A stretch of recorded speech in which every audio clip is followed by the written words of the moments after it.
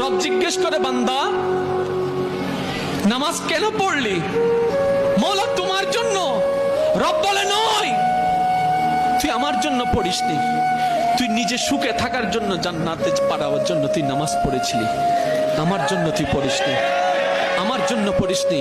ইন্নী ওয়াজহাত ওয়াজহিয়া বলেছিলি, মন থেকে তোর আসেনি, পড়া দরকার পড়েছিলি, ফিলিংস নিয়ে পড়িসনি, ফিলিংস নিয়ে পড়িসনি, অনুভব নিয়ে পড়িসনি।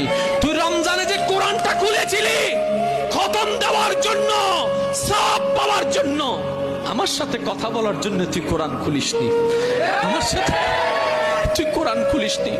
বান্দারে, তুই জান্নাতি তো পাওয়ার স্বপ্ন ছিল, যা তোরে জান্নাত দিলাম, তোরে জান্নাত দিলাম, কিন্তু আমার দেখা দিব না, আমার দেখা দিব না।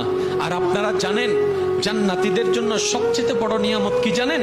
ওই হুর নয় নয়, গিলমান নয় নয়, জান্নাতুল ফেরদৌস নয়। জান্নাতীদের জন্য সবচেয়ে বড় গিফট হবে আল্লাহ তাআলা তাদেরকে দেখা দিবে।